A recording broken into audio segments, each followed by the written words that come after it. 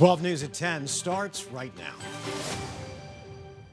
We're starting with breaking news. The governing board for the Peoria Unified School District voted in the past hour to fire Patrick Batio, better known as Sun superfan Mr. Orange. This comes as Batio, who was the Peoria High School basketball coach, faces multiple felony sex crime charges. Earlier tonight, parents of current players gathered to demand the district take steps to protect their kids. 12 News journalist Jonathan McCall is live in Peoria with concerns. And what happened at the school board meeting tonight, Jonathan? Yeah, Mark Caribe, good evening. As you just mentioned, in the last literally 45 minutes, we were sitting inside that governing board meeting. It was one of the items on the agenda tonight to decide the future of Patrick Batio. And as we mentioned in the last hour, a unanimous decision to dismiss him from Peoria Unified Schools as the head basketball coach of the boys basketball team at Peoria High School. Excuse me, let's show you some video right now. Again, that unanimous decision coming in the last hour. Just earlier this month, you may remember that Peoria police arrested Batio for asking boys for explicit videos and pictures. Before Thursday night's board meeting, mothers of current players voicing their frustration with the district over what they say is a lack of transparency from the district about this investigation. Janelle Wood with the group Black Mothers Forum speaking on behalf of the mothers who have sons on the Peoria boys basketball team. Wood says the district has failed to protect the students from Batio. They're demanding that the district take a number of actions, including increased screenings and safety measures for employees. She says the parents learned about this incident from the media and says that they've received little to no communication from the district on the best ways to help those students process through this. I got a chance to ask her how those boys are doing right now. Here's what she told me. Thank you for asking. You're like the first person that's asked how they're doing. They are not doing well. They are obviously agitated. They are obviously nervous. They are obviously trying to figure out what their next steps are. Their parents are trying to figure out how to help them get through the rest of this school year. They're worried about their grades. They're worried about their futures. So they're not doing so well. And what really hurts them is that they feel betrayed by the adults that said they thought they cared about them, but they're seeing that these adults have not reached out. They have not done anything to try to find out if they're okay. Batio's firing coming the same day as his predecessor, William Roberts, was found not guilty in a separate case of sex crimes with a minor that dated back to 2006.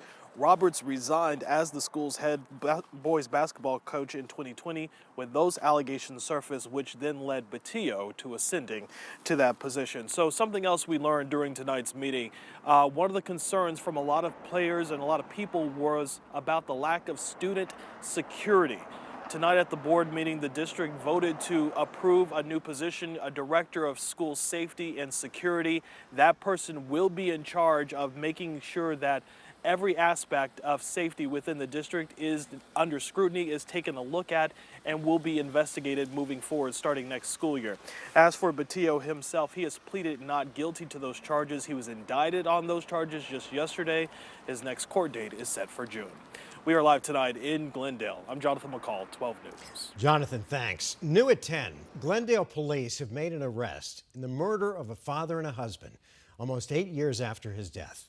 Police arrested Joseph Keller for the murder of Jose Sanchez. Sanchez was shot and killed during a home invasion back in 2016. Investigators say they recovered Keller's fingerprints at the scene and also in a car that was seen leaving the area. The Sanchez family told police they didn't know Keller and there was no reason for him to be at their home. Tonight, he's facing first-degree murder charges along with burglary and armed robbery. Also developing tonight, 12 News has learned that the so-called fake electors will make their initial court appearances on May 21st. 11 Arizonans were indicted yesterday for their alleged roles in an attempt to overturn former President Trump's election loss to Joe Biden in the 2020 election. All of them are charged with conspiracy, fraudulent schemes, and forgery. We have a detailed breakdown of the indictments posted on our website at 12news.com.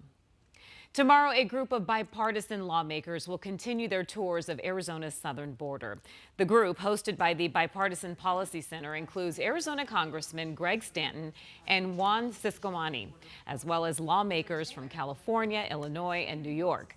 The group is planning on discussions and site visits to learn more about the challenges and opportunities for bipartisan collaboration on immigration on border policy. Unfortunately, for too many in Washington, the border is a talking point. It is a cudgel to hit your opponent with. But for us here in Arizona, it is a crisis that we have to deal with every day.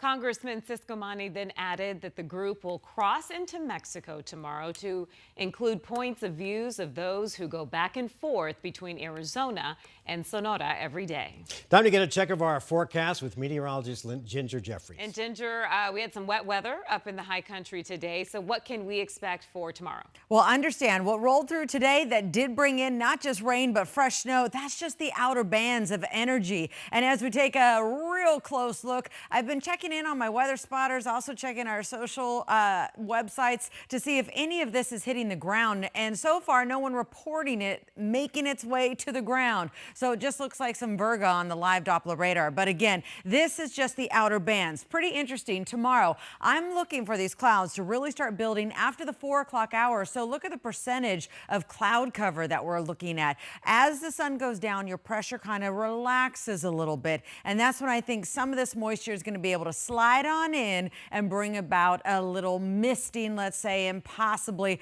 up to 1/100th of an inch of rain. I know it's not much, but as you can see, it's a late spring storm. It's going to be draping on through the region tomorrow, which also means we've got some cool wind blasting our way. What does that mean for the bottom line? We'll talk about it coming up in my full forecast. Back to you. Ginger, thanks. Boy.